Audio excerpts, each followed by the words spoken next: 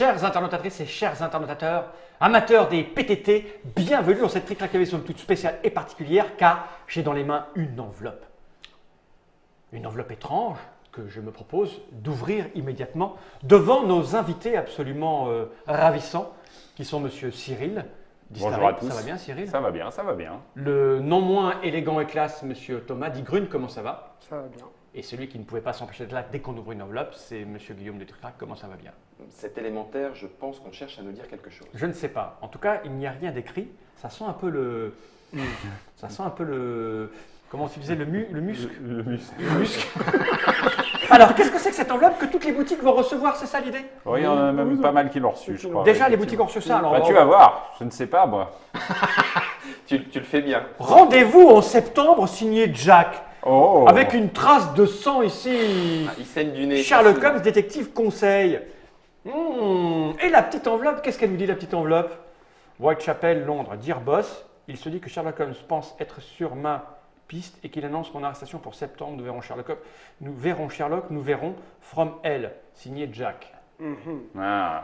Ah, si là les gens ils se doutent pas, ils n'ont pas compris qu'il était question de Sherlock Holmes, le jeu d'enquête, détective Oui. conseil. Oui. Je crois qu'ils n'ont rien compris. Qu'est-ce qu'il y a d'autre dedans? Oh, bah, ça, c'est des petits petits trucs marque-pages. promo, des marque-pages. Voilà. Ah, et tout de suite, je vois un petit truc là qui attire notre œil, c'est marqué Space Cowboy. Alors qu'au départ, Sherlock Holmes, détective conseil, c'est un jeu qui a été réédité, on va dire, Ouais, par Istari. tout à fait. Alors, je on va- me doutais que cette question Ah, arriverait bah, sur le plateau.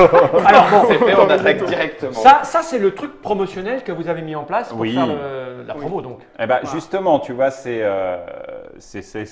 aussi ce qui explique Space Cowboys, c'est que, expliquons-le dans Oui, le oui, détail. on est là pour ça. Dans le détail, Space Cowboys Istari, j'ai beau le dire aux gens, ils ne me croient pas forcément, c'est un peu la même chose dorénavant, puisqu'on a fusionné. Dans l'idée, Istari existe toujours, Istari continue à faire des jeux, Space Cowboys existe toujours, et Space Cowboys continue à faire des jeux, mais on met en commun un certain nombre de moyens. C'est-à-dire que ce que vous voyez là, c'est le travail de notre excellente com de Space Cowboys Istari, on va dire. Et dans un souci de clarification générale, les jeux seront distribués, Space Cowboys ou Istari, plus suivant leur typologie que suivant leur histoire d'émission. Ah oui, d'accord. D'accord. Donc dans l'idée, par exemple, pour parler clair, par exemple, un jeu comme Elysium, maintenant, il serait plus probablement Istari que Space D'accord. Cowboys. Ok. Tandis que là, vu que Sherlock Holmes, on sait que c'est pour un plus large public. C'est ça, c'est le public qui va décider Voilà. de quelle case vous allez le mettre. Voilà, parce que nous, enfin, Istari, il faut quand même dire une chose, c'est que même si on a réussi à se faire cette double casquette aussi jeu d'enquête après des années de cube en bois, parce que bah, nous, on a été, enfin, c'est comme ça, c'est comme un acteur qui d'un coup est le méchant dans une série, bah, tu peux te méchant parier tout le temps. toute sa vie, il va jouer les méchants. On a du Bon, mal à il s'en a la défaire. gueule aussi, quoi, tu vois. Nous, on a commencé par, très basiquement par Kélus, ça nous a tagué pour toute notre vie. Comptable dans- à vie. Voilà. Voilà. Alors que même quand on sort des jeux un peu moins comptables, ils sont quand même considérés comme comptables. Oui. Tu vois, donc bah, c'est la vie. On a réussi vraiment en passant par la bande à se faire cette deuxième image de jeu d'enquête. Mais malgré tout, il y a tout un public qu'on n'arrive pas à toucher parce que malgré tout, c'est Istari et ça fait un Ouais. peu peur. Ça tu fait, vois. ça fait, ça fait Donc- jeu intellectuel de l'intelligence pure. Voilà, ce qu'on réfute un petit peu, mais bon, tant pis. Et en le passant chez Space Cowboys, bah, ça permet simplement de gommer cette appréhension, on va dire. Donc D'accord. voilà, c'était Donc du coup, ça veut dire chez les Space Cowboys, il y a les Space Buddies pour les jeux de la déconne poète où on va un peu s'amuser vite fait, moins d'un quart d'heure, 20 minutes. des jeux rapides, disons. Il y a les ouais. Space Cowboys pour des jeux entre deux publics, Voilà, un peu large, Ouais. mais quand même avec un peu d'intelligence quand même à l'intérieur. ouais. Et puis il reste Istari pour tout ce qui est Voilà. jeu emmerdant classiquement, Ouais. sauf pour les gens comme nous qui ont un esprit un peu Qui adore ça. adorant. Alors, Charles ce qui ne Honoreux. veut pas dire non plus que Istari sortira que des jeux supracomptables et compagnie, parce que tu vois Shakespeare, qui est un beau succès d'estime au moins, puisqu'il a été assez loin dans la Trick Track Cup, Oui, par exemple, exactement. n'est pas aussi complexe à jouer qu'un Kélus, mais ça reste des jeux plus gestion, etc., etc. Et comment vous gérez ça alors du coup? Vous y jouez, puis au bout de 50 parties, vous dites bon, c'est plus ça, c'est quoi qui va faire le distinguo? Non, je pense pas. je pense que ça se fait assez naturellement. Mais en fait, ça me rappelle un truc, une discussion qu'on a eue au début de Space Cowboys. C'était vraiment au tout début, donc il y a longtemps. Et en fait, au début, on s'était dit, mais comment on va faire? Parce que un éditeur se doit avoir une vague identité au moins. Et au début, on ne savait pas trop comment faire. On voulait peut-être jouer sur la couleur du logo pour dire ça, c'est vraiment pour tout le public. Ça, c'est machin. Et ça, c'est vraiment pour les hardcore gamers. Et c'est quelque chose on cherchait d'autres noms, mais tu vois, genre Space Cowboys Expert, mais en même temps, ça va faire, tu vois, genre, tu te fermes un public. Et en fait, la bonne solution, c'est peut-être simplement de dire, il y a Istari, c'est vraiment pour les jeux, on va dire, experts, entre guillemets. Space Cowboys, c'est plus le généraliste, et éventuellement Space Buddies pour les trucs plus all family, quoi. D'accord. Et donc, du coup, on arrive ce pourquoi vous êtes là, c'est que tout a été redesigné finalement, c'est ça? Ouais. Donc, c'est cette, je l'ai cassé, c'est cette boîte-là. Voilà, tout à fait. Ça, c'est la nouvelle version du reboot de Sherlock Holmes Détective Conseil. Il faut le préciser pour ceux qui ne connaissent pas le jeu, mais il doit y en avoir très peu. C'est un jeu sorti dans les années 80 au départ. 84. 84. 80 aux États-Unis, 84 en France. Voilà. C'était un classeur, c'est Descartes qu'il avait traduit. Ouais. C'était marronasse, tout laid. Qui a gagné le premier Spiel, des premiers qui a gagné le Spiel des Jahres, peu de gens le savent. Oui. Et puis, vous, chez Istari, vous avez ressorti ça. En joli pour l'époque. C'était quand? Il y a quoi? 4 ans? 5 ans? En 5 ans, je dirais. 5 ans, 2010. environ 5 ans. 2010. Ouais. C'est pas 6 ans? Ouais, peut-être 6. Faudra regarder les archives. Peu importe, l'évolution on n'est des pas un an archives. près. C'était en fin d'année, je pense, de Et donc là, vous profitez du fait que maintenant vous mettez le logo Space Cowboy pour nous le ressortir dans une nouvelle version, Ouais. une nouvelle boîte qui est redesignée, qui est redécorée, qui est. Oui, alors une nouvelle boîte qui contient 10 nouvelles enquêtes, donc Alors, c'est complètement pas- du alors, contenu. oui, Là, c'est du contenu totalement inédit. Ouais. D'accord, C'est-à-dire ça que n'est Cette pas. boîte-là. cette Ouais. boîte-là, on commence par du contenu Ce n'est pas totalement la inédit. réédition de la Non, boîte de base. non. La réédition de la boîte c'est de autre base, chose. elle arrivera après. Donc déjà, ça part de plusieurs volontés. La première volonté, c'était de dépoussiérer un peu parce que, vous le savez mieux que nous, les jeux, maintenant, même en termes graphiques, ils vieillissent assez vite. Ouais. Quoi. C'est-à-dire qu'il y a 6 ans, franchement, Sherlock Holmes, tout le monde a dit c'est du super boulot, c'est joli, tout ça, mais 6 ans se sont écoulés. Et maintenant, c'est comme tout, ça progresse. Et Puis on s'y est habitué. ouais, voilà. Et donc on pensait de toute façon faire un relooking général. Pourquoi? Parce que c'est un gros vendeur chez Istari. C'est hein. ça, vas-y, finis ton truc, je reviens sur un truc juste après, vas-y. C'est un gros vendeur chez Istari. Et donc, c'est cette bonne guerre de relooker un jeu tous les 5-6 ans quand il vend bien. Tu vois, Ah oui. donc, Certains le font outre-Atlantique. oui, facilement, hein. oui. À propos de ce succès, d'ailleurs, et c'est rigolo, après, ça rejoint ce qu'on disait tout à l'heure sur le changement de classification, on le met chez Space Cowboy ou quoi. Sherlock Holmes, quand même dans les années 80, quand il est sorti, même s'il y a eu un spiel, Ouais. c'était quand même du jeu de société un peu sophistiqué, Oui, auquel on complètement. n'était pas habitué, même si dans les années 80, les gens lisaient les livres dont vous êtes le héros, il y avait Ouais. beaucoup de rôlistes, etc. Quand vous l'avez réédité chez Istari, c'était plutôt un pari. Oui, Malgré tout à fait. tout, Tout à fait. surtout un vrai gros pari, comme on le disait tout à l'heure. Vous étiez catalogué, étiqueté jeu cube en bois de réflexion pure d'expert de Excel. Vous sortez un jeu avec des énigmes, un jeu. Une fois que tu as fait ton énigme, tu l'as résolu, tu ne rejoues plus. Voilà, ouais. À la parlotte. À la parlotte, en Ouais, plus en ouais. blablate, vous ne vous attendiez pas au succès. C'est pareil, parce qu'il faut le dire, c'est un putain d'énorme succès ce truc. Oui, c'est vrai. Alors, actuellement, là, la boîte de base, je parle de la boîte de base, on en a vendu 65 000. Dans le monde, en France Dans le monde. Dans le monde. Ouais. En France, c'est à peu près 30 000, je pense. La Même moitié. 30 000 pour un jeu 30 000 en pareil, France. c'est énorme. C'est énorme. Surtout que, je le répète, quand on a joué, on a fait un scénario, on n'y rejoue pas. Ouais. Ça veut dire que moi, si j'ai des amis, je vais leur prêter. Donc, Oui, c'est sûr que- combien de personnes y ont joué quoi? C'est beaucoup plus de 30 000. C'est au moins 300 ou 400 000 personnes. Disons que c'est des habitudes que les rôlistes ont. C'est-à-dire, tu achètes un scénario, tu joues et puis voilà. Et c'est pas forcément donné un scénario de jeu de rôle, enfin, du moins à l'époque quand on était jeune. Et qui, du coup, a permis à cette boîte d'exister parce que quand ils l'ont créée, on était quand même en pleine jeu de rôle mania et Ouais. compagnie. Et qui effectivement était un pari quand on l'a ressorti parce que voilà. Mais il s'avère que c'était un pari à la fois. Je peux raconter l'histoire, j'avais dû en parler à l'époque, mais la vidéo doit dater maintenant. Il faut la refaire. En gros, nous étions tous en vacances, la Istari Team, comme on en a nos habitudes. Généralement, on part en vacances l'été. C'était à Saint-Père. Et il s'est avéré qu'on a des malles remplis de jeux là-bas. On ne va plus à Saint-Père, mais on a des Toujours des Il y malles avait, remplies de jeux. il y avait mais vraiment rempli de jeux. Il y a 300, 400 jeux, enfin voilà quoi. Et on s'est ressorti Sherlock Holmes Détective Conseil, le classeur. Ouais. Et on a joué, et on a fait une partie qui était super chouette, et à la fin on s'est dit, mais pourquoi ce jeu n'existe plus? Et j'ai dit, bah refaisons-le. Sauf que je ne savais pas à quoi je m'exposais au moment où j'ai dit ça. Et effectivement, ça a été le début de 2 ans de quête, ne serait-ce que pour retrouver les auteurs. Oui, les droits Parce que quand ils l'ont fait dans les années 80, les mails, tout ça, ça n'existait pas vraiment.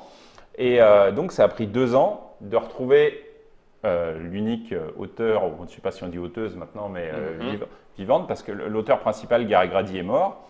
Sa femme, Suzanne Goldberg, mais je ne savais pas que c'était sa femme parce qu'elle s'appelle Goldberg. En fait, maintenant, c'est Suzanne Grady, mais bon. Eh bien, je pense que c'est une vieille dame, elle ne s'en offusquera pas si je le dis. Et donc, elle n'était pas forcément trouvable très facilement. Quoi. Donc, ça m'a pris 2 ans de quête qui sont terminés, je le redis une fois, grâce à Tom Lehman, qui connaît à peu près tout. Dans le même club de danse. Dans le même club de danse. Oui.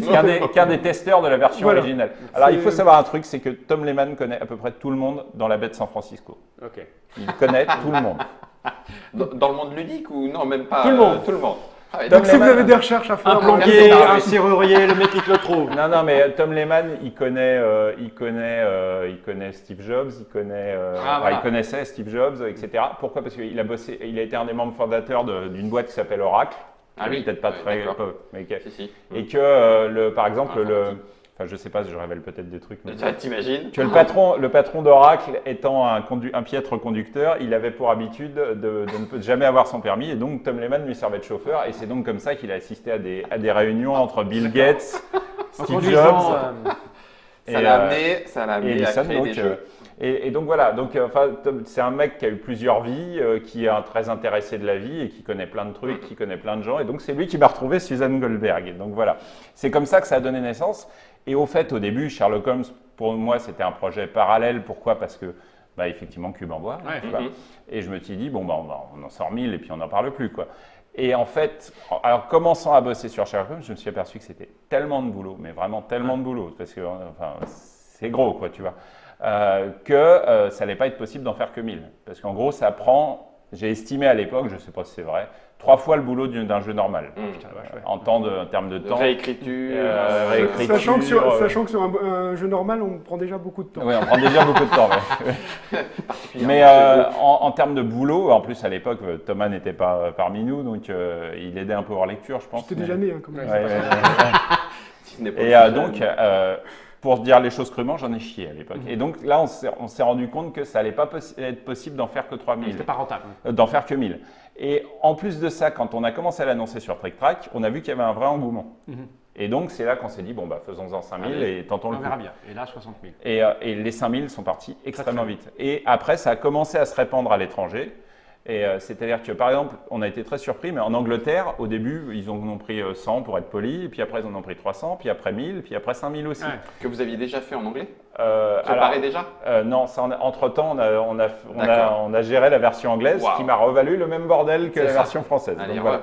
Donc maintenant, ce qu'il faut dire, c'est que tout ça, c'est le passé, et que donc on a décidé de le remettre en place, et toujours dans cette optique fusion des choses. Nous, par exemple, même si Thomas a énormément bossé sur cette version, on a bossé beaucoup sur l'histoire, notamment celle de Jack. Il y a un auteur, mais derrière, on a rebossé parce que le gars était ultra documenté, enfin on en parlera, mais nous on a bossé pour en faire plus un jeu. Et derrière, Space Cowboys a apporté tout le boulot, relecture, graphiste, etc. Ce qui nous permet pas mal, nous, d'être libérés sur d'autres tâches. Bien sûr, évidemment. Par exemple, moi, effectivement, je suis un peu libéré de toutes ces tâches-là, et justement, ça m'a permis de donner du temps pour un nouveau jeu dont on parlera un jour. Donc là, ça, c'est la nouvelle forme que ça va avoir. Voilà. Alors, c'est un proto, ça? C'est les boîtes de pré-prod. Alors, on sent le travail fait sur le vernis. Là, quand je passe mes doigts, vous ne le voyez pas chez vous. Vous ne le voyez pas, il y a un petit vernis brillant. C'est la loupe, en fait, qui est au doigt, c'est super agréable. On va retourner. Boîte fourreau. Voilà, hop là, attends, là c'est flou parce que j'ai bougé, voilà. Donc petit machin, tout est mis en place. Déjà, on peut constater qu'il y a un meilleur graphiste que moi pour faire les éclatés, ce genre de détails. Ça veut dire qu'il y a un éclaté, quoi, en fait? Non, il y avait un éclaté. On va aller par ici, on voit quand même les informations qui sont nécessaires et indispensables de 1 à 8 joueurs, parce que ça peut se jouer tout seul ou en groupe. À partir de 12 ans pour 90 minutes une partie. Oui, ça peut durer plus longtemps. Ça coûte 45 € prix conseillé, parce qu'à l'intérieur, il y a il y a 2 plans, 10 livrets d'enquête, 40 journaux. C'est même plus fort que le prix conseillé, c'est 45 € vraiment, parce que c'est de la TVA 5,5. C'est de la TVA, ah oui, c'est considéré. Je peux l'ouvrir ou pas pour s'en révéler Bien sûr. Donc ça, à l'intérieur, donc on est d'accord, c'est Jack l'Éventreur et Aventure à West End.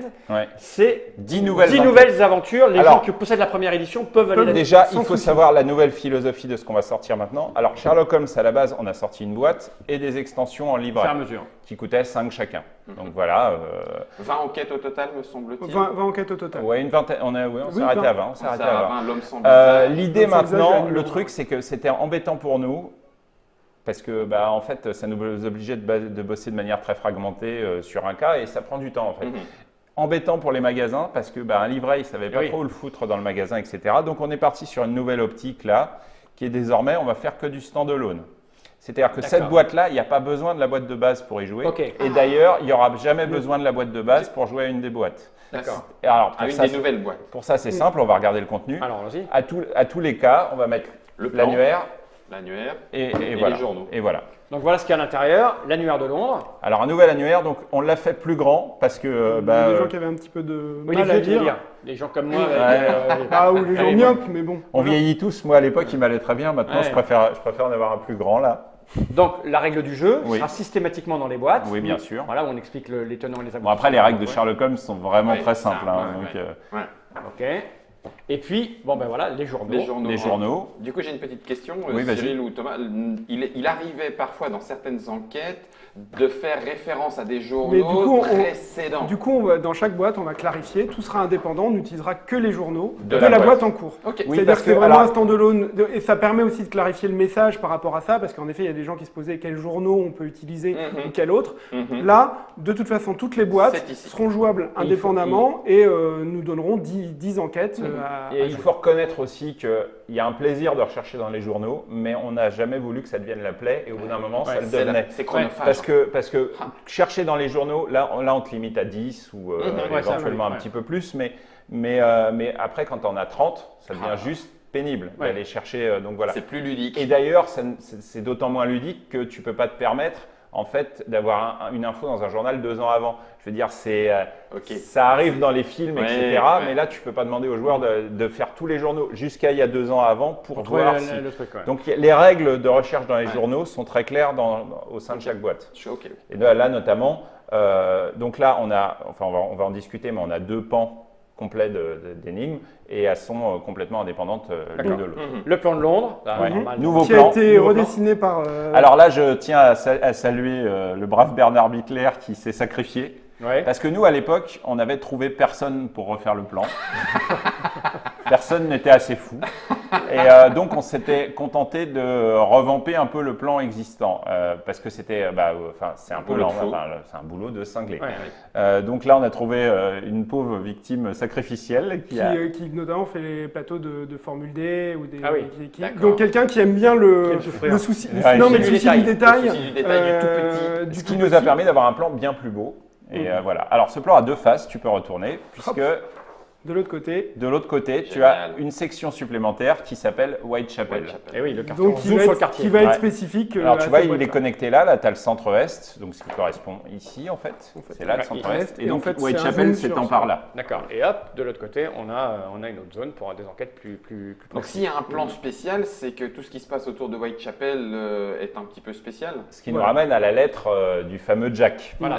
Et oui, car donc maintenant on peut jeter un œil aux enquêtes, alors sans les ouvrir parce qu'on veut rien Elles sont chapitrées 1, 2, 3, 4, on les fait dans l'ordre. Voilà, c'est ça. Un peu au milieu. En fait, donc comme je le disais, il y a 2 sections. Il y a 2 sections qui sont Jack l'Éventreur et Aventure à West End. Les 4 premières, en fait, c'est les 4 premières dans l'ordre chronologique. Maintenant, des nouveaux joueurs, on leur conseille de ne pas commencer par Jack l'Éventreur. Par Jack. Mais en tout cas, les 4 premières, c'est les 4 enquêtes qui vont tourner autour de l'arrestation éventuelle de Jack l'Éventreur. On commence le samedi 1er septembre 1888. Ouais. Du coup, avant peut-être que tu l'expliques, une des enquêtes un peu particulières que vous aviez sorties, qui était Queen's Park, était une enquête qui se passait déjà sur plusieurs jours, avec un aspect chronologique. Et là, c'était la première un peu particulière qui sortait de l'ordinaire. Est-ce que là, ces 4 enquêtes ont un petit peu cet aspect-là, c'est-à-dire la liaison, il se passe des trucs qu'on ne pourra pas refaire. En fait, on a travaillé beaucoup autour de ça, c'est-à-dire qu'on voulait à la fois donner un contexte historique fort et puis travailler autour des 4 nuits de meurtre emblématiques de Jack l'Éventreur, donc un contexte vraiment très immersif et très intéressant. Il y avait beaucoup de matière pour travailler là-dessus, mais en même temps faire que les gens retrouvent quand même la sensation ludique de je me fais une soirée puis une autre, puis une autre. Donc du coup, on a fait un gros lien. Donc c'est une campagne, c'est-à-dire qu'il faut vraiment les faire dans l'ordre pour apprécier pleinement les choses. Mais par contre, on a travaillé tout autour du fait que on veut que les gens c'est la vie de tous les jours, on va faire une enquête, puis peut-être qu'on fera l'autre un mois plus tard. Donc globalement, on a travaillé beaucoup autour de ça pour que les gens puissent l'aborder de manière la plus facile possible. Donc c'est des enquêtes qui ne sont pas forcément plus difficiles. Queen's Park était un petit peu vu comme quelque chose de plus difficile parmi les plus difficiles d'enquêtes de Sherlock. Déjà, on va dire, donc ces 4 enquêtes de Sherlock contre Jack, c'est à la base une histoire créée par Monsieur Jérôme Repère, que je salue ici. Je l'ai rencontré pour la première fois à Paris Ludique, mais en fait, il m'a envoyé ça il y a, on va dire, 8-9 ans. Ah oui, quand même. Wow. Mec, qui a suivi les idées, toi. Il y a longtemps. Un spécialiste ? On appelle ça des ripérologues, en fait. C'était des spécialistes de Jack l'Éventreur. Donc Jack the Ripper. Oui, Ripper. Lui, c'est plus à la base c'est pas quelqu'un qui est du tout dans le monde du jeu à la base. Enfin, mais qui connaissait Sherlock Holmes. Mais qui connaît très bien et qui connaissait Sherlock Holmes Détective Conseil et qui a donc eu envie d'adapter Jack l'Éventreur. Donc, ce qu'il m'a envoyé à la base, c'était un truc de 280 pages, extrêmement touffu, extrêmement détaillé, extrêmement documenté. Ça va être facile à sortir. Tenez, regardez votre enquête. Bon, on lui a expliqué qu'on aurait quelques problèmes avec ça, mais c'est lui qui a eu l'idée de ce découpage, de ce découpage, parce qu'en fait, tu as 4 enquêtes qui correspondent aux 4 nuits de meurtre. D'accord. Avec les noms des pauvres femmes qui se sont fait. Oui, tu peux les montrer là. Marianne Nichols, Annie Chapman. Voilà. Elizabeth Stride et Catherine Eddowes. C'est connu comme le fameux double event. C'est-à-dire qu'il y a eu la nuit du double meurtre. Les illustrations, qui a fait des illustrations qui sont très belles. Alors, la couverture, c'est Pascal Quido. Ouais, alors, très beau, on souhaitait justement, l'un des facteurs de vieillissement, c'est que un style peut. Donc là, on est parti plus sur des natures mortes parce que ça vieillit moins. Donc voilà. Et chacun peut s'approprier. Et après, donc illustration de couverture, mon frère, comme d'habitude. Elles sont très très belles. Et à l'intérieur, et à l'intérieur, Nériac. Donc en fait, on change pas une équipe. On a gardé l'équipe initiale de la réédition. Et on a mis Pascal Quido sur la couverture pour faire quelque chose où en fait c'est surtout un peu plus intemporel. Un peu plus intemporel et que chacun peut s'approprier sa propre image de Sherlock Holmes. C'est-à-dire que autant dans la boîte où l'illustration était d'ailleurs plutôt appréciée des gens, mais du coup ça donnait une certaine image de Sherlock. Et il y a maintenant tellement d'images de Sherlock qui peuvent être véhiculées par les séries, les films, que chacun peut s'approprier un peu son donc idée. Donc là on a 4 enquêtes, alors, voilà. Elles se suivent. Donc on a le 1er septembre 1888, le 10 septembre, le 3 octobre et le 12 novembre. 1888. Donc, en gros, c'est l'automne de la terreur pendant laquelle qui a changé beaucoup de choses à Londres. Et ça se passe majoritairement, mais pas que, dans le quartier de Whitechapel, où tu vas faire tes enquêtes suite aux nuits de meurtre. Alors, c'est ce qu'on disait sur le mode campagne. On se doute bien qu'après la première enquête, tu ne seras pas capable d'arrêter Jack l'Éventreur. C'est pour ça que c'est dans les règles. C'est précisé dans les règles. Par contre, chaque enquête va te donner des objectifs particuliers. Je peux malheureusement pas trop en parler. Alors, on va pas te dire, allez là, faites ça, mais on va te faire comprendre qu'il y a des choses, parce que c'est une des premières. Au début, en fait, les questions, elles étaient vraiment à la fin de la dernière, mais le problème, que n'avait pas prévu Jérôme, c'est que tu ne savais pas t'arrêter sur un livret. C'est-à-dire, tu disais, mais là, sachant que je ne vais pas pouvoir arrêter Jack l'Éventreur, est-ce que j'en sais assez pour passer à la deuxième enquête ? Donc là, on a plus segmenté, c'est-à-dire que là, tu vas avoir des questions. Et si tu es un peu malin, tu vas te douter quel type de question on va te poser et donc pouvoir y répondre sans trop de problèmes. Et donc là, tu vas pouvoir te dire, OK, là, on en sait assez. On a fini. On a terminé. D'ailleurs, question, petit changement, je le montre juste rapidement. Vous voyez que désormais, il y a une petite enveloppe. Ou même de l'autre côté, de toute façon. Ouais, ici, on ne va pas la regarder. Ici, on ne va pas montrer, mais les réponses sont dans une petite enveloppe. Faites pas d'arrêt sur image, bande de truands. Et les solutions. Et donc, il y a quelques petites notes historiques qu'on a rajoutées parce que… Sur Jack l'Éventreur. Alors, je tiens quand même à dire que même pour les habitués de Sherlock Holmes, c'est une enquête un peu différente de ce à quoi ils sont habitués.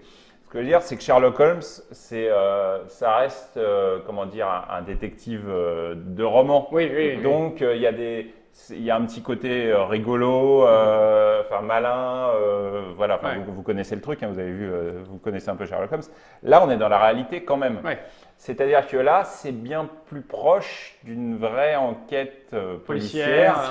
Un thriller de l'époque. Donc on va jouer un tout petit peu différemment, on va jouer sur des ressorts un tout petit peu différents, où ça se rapproche un peu plus d'une enquête. Alors on aura un sentiment vraiment différent de… Là, tu vas plus voir des témoins, déjà, les meurtres sont pas drôles. Ouais.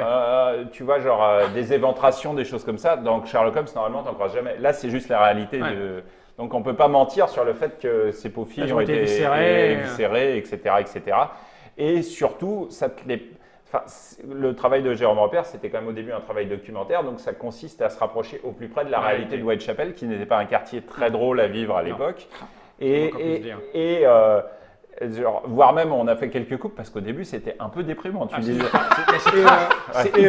Mais par contre, du coup, ça crée aussi une ambiance assez unique qui fait que, par exemple, même des gens qui sont un peu plus habitués aux jeux de rôle et qui, des fois, peuvent, avec Sherlock Holmes, se dire que, il y a des petites histoires, ils sont peut-être… Là, du coup, il y a un background qui est quand même assez fort. Plus réaliste. Et du coup, il y a une immersion qui est quand même beaucoup plus franche, quoi. Et ça peut… c'est appâtant. C'est des choses qui… et ce qui est assez intéressant, c'est que c'est vrai que c'est quelque chose qui a toujours été un petit peu… déjà dans la boîte de base de Sherlock Holmes, toute cette période-là, elle est très peu évoquée. Il y a un petit article de journal uniquement pour dire que Jack est là. Mais pareil, c'est Conan Doyle. Il n'a jamais géré le côté… c'est un contemporain. Il a proposé un coupable possible. Oui.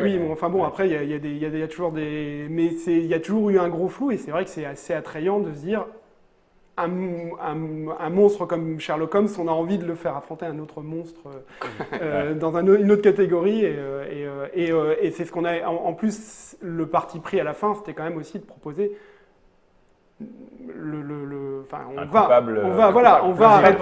on va pas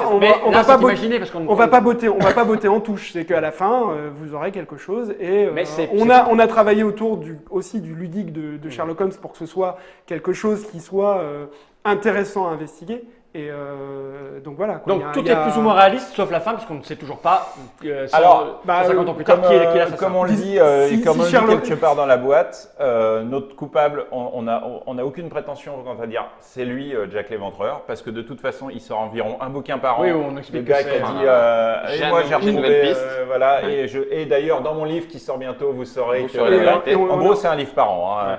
Nous, on a un coupable qui est pas moins crédible qu'un autre, ou pas plus, je veux dire. Et en même temps, même si c'est réaliste, on n'a aucune prétention de ce point de vue-là. Nous, on a fait un jeu. À la fin, on veut que les gens ils aient une chance, mais il faudra être malin de trouver Jack l'Éventreur. Et à côté de ça, avec le parti pris de se dire que quand vous sortez de ces 4 enquêtes, vous en savez plus sur Jack l'Éventreur. Bon, après, sauf si vous êtes un ripérologue expert, machin. Mais même un ripérologue, on voulait aussi d'abord qu'il y ait un certain respect de ça par rapport à des gens qui pourraient être un peu pointillés là-dessus, mais qui, du coup, eux, découvrent le côté ludique d'enquêter dessus. Disons que, globalement, alors si Jack l'Éventreur n'avait jamais été trouvé, c'est parce qu'il y a des débats infinis. Parce que ça s'est passé il y a longtemps, à une époque où les rapports de police n'ont pas été très bien faits. NCIS n'existait pas vraiment, donc les mecs qui clopaient et malheureusement Sherlock Holmes non plus. Et Sherlock Holmes non plus. Mais qu'à la fin, on voulait un truc crédible et ludique, malgré tout. Donc, il s'avère que si vous allez sur des sites, par exemple The Casebook, vous allez trouver 50 coupables et des débats. Nous, on a fait des choix. C'est-à-dire qu'on a fait des choix, c'est-à-dire il y a des gens qui ne sont pas d'accord sur ce point précis, je ne vais pas dire quoi que ce soit, il y a des gens qui ne sont pas d'accord sur ce point précis, nous on a tranché, c'est ça. D'accord, ok. Pour le jeu, parce qu'à un moment donné, on ne peut pas laisser les gens dans l'indécision tout le temps. Okay. Donc nous, notre choix pour le jeu, c'est ça. Et donc voilà, donc une campagne complète en 4 épisodes, qui sont des épisodes indépendants, donc c'est pas comme dans Queen's Park où il y a la pression. Mais il faut vraiment les faire dans l'ordre, parce que c'est ça. Ah oui, là je déconseille de les faire dans ce qui dégage. C'est pour ça qu'on dit campagne. Excuse-moi, mais moi j'ai un peu confiance en votre public, sinon il faut être un peu con. Il est marqué chapitre 1, 2, 3, 4. Ouais. Le mec qui prend ça, qui commence par le chapitre 2, il est. Et de toute façon, quelque part, on a quand même vraiment pensé les choses pour que, même si quelqu'un achète cette boîte-là, ne connaît pas Sherlock Holmes, s'il les joue dans l'ordre, eh ben il va quand même, enfin je veux dire, elles sont pas d'une difficulté supplémentaire, elles sont calibrées complètement. Ça peut être une boîte, ça peut très bien être une boîte de départ. Pour découvrir Sherlock Holmes, elles sont toutes prévues comme ça en stand-alone. C'est pas expert, voilà. Voilà, il y a pas. Donc ça c'est marqué Jack l'Éventreur, donc c'est la première partie, et après marqué West End Adventure. C'est ça, c'est les autres. Alors West End Adventure, c'est des aventures en fait qui ont été publiées un peu plus tard que aux États-Unis. Ça doit être en 86, il me semble. En fait, c'est Chessex qui a publié ça, donc le fabricant de dés. De dés, ah oui. Qui a publié ça, je ne sais pas pourquoi. Un compte personnel, enfin, ils ont sorti une boîte avec les auteurs. Non, c'est les auteurs quand même originaux. Les auteurs originaux avaient écrit des... Mais bon, encore une fois, ça va être la filière San Francisco. Et donc, ils avaient écrit ces enquêtes qui n'ont jamais été traduites en France. D'accord, et donc là, c'est ce que vous proposez. Voilà, alors beaucoup retravaillé. Parce que ça avait été écrit dans les années 80 et que le standard a changé maintenant et qu'il faut... Oui. Donc voilà, 6 enquêtes parfaitement indépendantes les unes des autres. Donc qui se passe beaucoup plus tard, non? C'est quoi? C'est 1880? Ça se passe 10 ans après. 1898. 10 ans après, donc il y a une ambiance assez rigolo parce que Wiggins est devenu acteur, donc il y a notamment une qui tourne autour de ça. Acteurs. Voilà. Et donc il y a un côté aussi, et c'était important de les avoir dans la même boîte que Jack l'Éventreur parce que entre guillemets on a une ambiance plus pesante mais immersive avec Jack l'Éventreur, et là on a une ambiance qu'on retrouve plus légère et plus proche du Sherlock Holmes de base, avec des petites histoires un peu... Alors j'apporterai néanmoins un distinguo à ça, c'est qu'on est en 1898 et ça se sent dans l'écriture. C'est pas tout à fait la même ambiance dans Londres. Oui. C'est-à-dire, c'est plus l'ambiance. On sent qu'on va doucement vers la Première Guerre mondiale. Oui, il y a quand même un contexte politique fort, chargé. Enfin, ce que je veux dire, c'est qu'il y a pas, ça reste quand même ancré dans une époque. Donc cette époque-là, elle doit transparaître de toute façon. Mais et en plus, à la fin, on va quand même parler souvent de meurtre ou de choses comme ça. Donc c'est pas léger dans le sens, mais c'est aussi léger que peut être une enquête de Sherlock Holmes habituelle. Oui, voilà, alors on est moins dans le trash, mais on est quand même dans une ambiance légèrement différente. Ça donne une couleur amusante, pour nous qui les avons toutes faites et vécues. C'est pas le Sherlock Holmes, je dirais que c'est un Sherlock Holmes un peu plus politique. Ok. Avec un retravail du coup sur le style d'écriture. Il a fallu changer. C'est pas tant le style parce qu'elles n'avaient jamais été traduites, mais c'est sur l'aspect ludique des choses. Oui, il y avait des, des enquêtes. Voilà, bon, il y avait certes, au vu des tests, on s'est rendu compte que ça pouvait être bien de changer un certain nombre de choses. Mais voilà quoi. Alors ces 6-là sont parfaitement indépendants. Excuse-moi. Ces 6-là sont parfaitement indépendantes. Elles peuvent être jouées dans n'importe quel ordre. Dans n'importe quel ordre. Les gens. Oui, après. Je pense qu'ils vont suivre la chronologie. Voilà. Donc ça, on l'a dit, c'est fin septembre. Fin septembre, ça arrive. Ce sont des choses complètement différentes de la version que vous avez éditée dans un premier temps, que vous allez ressortir malgré tout avec ce format-là. Oui. On est bien d'accord? Oui. Hein, c'est ça, tu as une boîte de démo. Et que, en gros, les joueurs de la boîte initiale de Sherlock Holmes de la réédition prennent ça. C'est une extension s'ils veulent, mais en fait, tout est jouable dedans de toute façon. Donc, il n'y a pas besoin. Sur ce modèle-là, donc, va ressortir la boîte de base avec cette fois-ci les 10 enquêtes que les gens connaissent. Voilà, donc si vous la possédez, ne l'achetez pas, sauf si vous êtes collectionneur ou que vous la trouvez belle, vous vendez celle que vous avez déjà pour acheter celle-là, d'occasion. Mais bon, les enquêtes, vous les connaîtrez. Oui, tout à fait. Alors oui, effectivement, si on a joué les 10 enquêtes de la boîte de base, À moins d'être collectionneur, il y a peu d'intérêt à racheter celle-là. Mais en même temps, si ça vous fait plaisir, ça nous fera un peu d'argent pour voilà, vous avez des cadeaux, on offre, on peut l'offrir. Ça arrive quand celle-là? Donc ça, c'est fin d'année. Ouais. Fin d'année. Donc c'est avant Noël. Même l'éclater en dos de boîte, tu peux remarquer que c'est Jack l'Éventreur. Donc pour l'instant, on est en train de la travailler. C'est pas fini. Je vois ta petite question. Oui, effectivement. Alors, regarde, tu l'as aussi. Mais j'allais en parler. Là, il y a marqué 1. En fait, quand tu l'achètes, elle est comme ça. Tu l'achètes, tu ne le vois pas. Elle va être comme ça. Et donc, elle sera comme ça. Quand tu l'as terminée, tu peux la mettre sur l'autre face. Ou dès que tu as envie, en fait. Dès que tu as envie, en fait. Voilà. Si tu as envie de la ranger comme ça, oui. Parce que... Tu les mets, Mais là, il est marqué que tu l'as fait à faire classer. Il y a quand même classé et le numéro 3. Parce que quelque part, on va commencer par ressortir le numéro 3. Mais encore une fois, je clarifie, c'est que le numéro 3 peut très bien être une première boîte, on peut l'acheter, c'est tout être indépendant. On a compris. Mais c'est quoi le 2? Alors, si j'ai bien compris, là, on avait 20 enquêtes. On en a 10 de plus avec la numéro 3. Si la première en contient 10, les 10 qui manquent, ça sera la boîte numéro 2. Voilà, tout à fait. Voilà, à quelques détails près. Parce qu'on a un numéro qui s'appelle Queen's Park, qui est en 3 livrets. Donc du coup, en gros, on aura 10 livrets. Oui. Donc Queen's Park, qui en fait 3. Et globalement, Carlton House, d'accord. Queen's Park et des enquêtes individuelles. Ok. Voilà. Donc une autre boîte arrivera. En 2. Ah oui. Donc ça, c'est le premier. Elle sera très vraisemblablement bleue. Et ça sera premier semestre de l'année prochaine. Donc vous sortez d'abord la 3. Oui. Et comme c'est logique, vous sortez la 1. Et puis après la 2 au milieu. Voilà. Ça, c'est le côté. Une logique complète. Oui, mais si tu veux, un peu de folie. Si tu veux, le truc, c'est que ça n'aurait pas été faire honneur à celle-là, qui est la boîte de base, que de numéroter celle-là 1, oui, bien sûr, sortir ensuite celle-là avec le numéro 2. Et donc là, on se dit qu'il y aura forcément un 4, un 5, un 6. Et en effet, c'est dans les plans. On a en effet, dans 2 branches en plus, c'est-à-dire qu'un auteur français, un auteur anglais, ce qui est assez plaisant d'aller dans les différentes langues justement et d'avoir des apports de gens pour faire un 4 et un 5. Maintenant, voilà, on est en train de travailler là-dessus. Là, on parle de l'avenir lointain parce que travailler sur Sherlock Holmes, c'est pas simple. C'est pas simple pour les auteurs parce que ça prend du temps d'écrire une enquête. C'est vraiment pas facile d'écrire une enquête de Sherlock Holmes qui marche. Parce qu'il faut l'équilibrer. Il y a des gabarits. Je veux dire, c'est quoi? C'est combien de pages? 30 pages? Oui, on peut aller jusqu'à 40. 30 à 40 pages. Donc il y a vraiment des formats, des gabarits. Il faut que ça tienne. Et puis il faut que l'enquête soit intéressante, qu'elle soit ludique malgré tout. Le problème, c'est que, par exemple, on va dire que le pinacle de l'enquête policière, c'est un peu Agatha Christie. Bon, là, tant pis si vous me jetez des pierres, mais voilà. Le truc, c'est qu'Agatha Christie, c'est toujours des mécaniques d'une précision absolue, etc. Le seul problème, c'est qu'Agatha Christie, c'est du roman. C'est du roman, et là, il y a un mec génial qui s'appelle Hercule Poirot, qui te démontre la mécanique à la fin, et quand tu lis la mécanique, tu dis qu'est-ce qu'il est brillant. Le truc, c'est que ni vous ni moi ne sommes vraiment Hercule Poirot. On n'est pas capable de démonter ce genre de mécanisme, surtout en jouant en temps réel autour d'une table. Avec une moustache, Thomas, il fait un peu Hercule Poirot. Ouais, c'est vrai. Après avoir fait c'est pas un peu belge. Donc on ne peut pas. Enfin, ces mécaniques d'une précision absolue ne peuvent pas vraiment être intégrées à du Sherlock Holmes parce qu'on est sur 2 heures autour d'une table où il y a où on peut confronter les gens à des faits, leur faire faire A plus B et éventuellement A plus B plus C. Mais à un moment donné, Hercule Poirot, c'est même plus A plus B plus C. D'ailleurs, c'est écrit pour qu'on ne trouve pas. Exact. Donc bon, là, on est plus nous, on est obligé d'avoir une réflexion ludique et c'est ça qui est dur à mettre en place. C'est comment faire pour que les gens ils trouvent, mais qui cherchent ce qu'il faut et qui trouvent ce qu'il faut.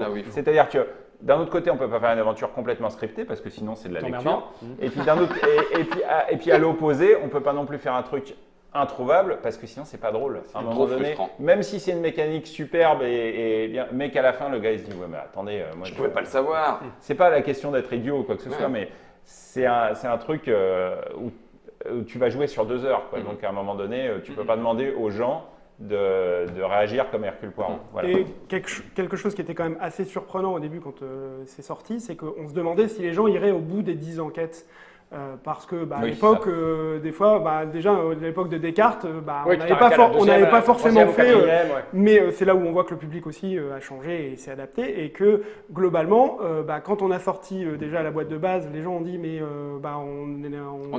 on veut des extensions, et les gens sont arrivés au bout des 10, et puis même au bout des 20. Là, on arrivait régulièrement sur les salons, il y a les gens qui viennent nous voir en disant nous on a fait les 20, ou on a acheté les 20, on en veut d'autres. Après, j'ai envie de dire, il faut quand même les jouer de toute façon. Mais il y a quand même aussi des gens qui ont fait les 20 et qui sont en attente et attendaient désespérément d'avoir des nouvelles. On leur donne 10 on va leur en donner 10 à 2 heures, ça fait 20 heures, tu fais ça une fois par semaine. Et j'ai envie de dire, c'est aussi, il y a aussi un côté un peu effet, malgré tout aussi, Space Cowboy, c'est que ça va nous donner les moyens de pouvoir éventuellement en faire jusqu'à 50, une boîte 4, une boîte 5, et surtout parce que, globalement, ça va nous libérer à un moment, un projet comme ça, c'est difficile de le mener en tant qu'Histari seul, et que quand il y a des gens qui s'occupent de la com autour de ça, parce qu'il faut aussi que le jeu fonctionne pour qu'il y ait un certain nombre de suites, et quand il y a les gens qui s'occupent de la fabrication, les graphistes qui s'occupent de ça, nous on n'a plus qu'à penser entre guillemets au développement, ce qui prend déjà beaucoup de temps, mais ce qui fait qu'à un moment on ne pouvait pas se permettre de se lancer dans des tels projets. En gros, c'est ce que je disais, c'est que c'est pharaonique au niveau des auteurs, c'est aussi pharaonique au niveau de la production. Là, à un moment donné, c'est clair que nous, on n'aurait jamais pu sortir une boîte aussi belle, juste parce ne serait-ce qu'on n'aurait pas eu les moyens, pas le temps, pas le machin. Là, c'est clair, il y a des graphistes qui bossent, qui s'occupent de la mise en page des cas. Il y a la com qui bosse, il y a Philippe qui gère toute la fabrication d'un truc comme ça, et croyez-moi, c'est pas simple. Il y a Croc qui veille sur la continuité des scénarios derrière, etc. Donc nous, chacun a un petit peu son... Et honnêtement, c'est un gain de temps considérable. En plus, tout le monde s'est bien entraîné avec Time Stories. Donc, c'est un gain d'énergie pour un peu tout le monde, parce que tout le monde sait ce qu'il a à faire. Et voilà. Donc, ce qui fait qu'on aura plus de sorties régulières tous les ans, tous les 6 mois. De toute façon, dans l'idée, c'est ce qu'on a envie. Donc, là, techniquement, on a dans le futur 2 boîtes prévues en plus des 3 boîtes de base. Ça prendra du temps quand même, ne nous mentons pas, parce que le truc c'est. Mais on est déjà en train d'y réfléchir, parce que c'est des projets qui se font vraiment en amont. Sortir une boîte de 10, c'est vraiment beaucoup de travail. Et le truc c'est que nous, on n'avait même pas les moyens de le faire, parce que sinon ça veut dire plus de jeux Histari pendant un an, ça c'est mal, etc. C'est surtout que tu as besoin de sortir des jeux aussi pour manger. Ouais, c'est ça. Fal, je sais que tu as regardé 2 petites questions. Allons-y, ça peut durer 4 heures. Allons-y. Par rapport aux enquêtes qui existaient dans la version originale et qui n'avaient pas encore été retraduites, ça y est, on est au bout. On est au bout du matériel déjà disponible, mais même dans celles qui n'étaient pas traduites. Donc maintenant, il n'y a plus que des nouvelles, des nouveaux auteurs. Alors le truc qu'on n'a jamais fait, c'est l'affaire de l'oiseau de papier. Oui, qui n'était pas les auteurs originaux. Qui existait en français et qui était un truc français. Je ne sais pas si on la fera un jour. C'est pas une enquête qui a super bonne presse, disons-le. Donc peut-être un jour on s'y intéressera, mais c'est pas les plans maintenant. Mais effectivement, sur les matériaux de base des auteurs de base, il n'y a plus rien. Il n'y a plus rien. C'était là, du coup, Aventure à West End, donc la prochaine qui arrive en fin septembre. Ça sera. Et j'insiste sur le fait qu'elle n'était jamais arrivée en France d'une manière ou d'une autre. Et la deuxième ? Et la deuxième, c'est du coup, on a parlé justement de cet aspect extension, maintenant boîte standalone, etc.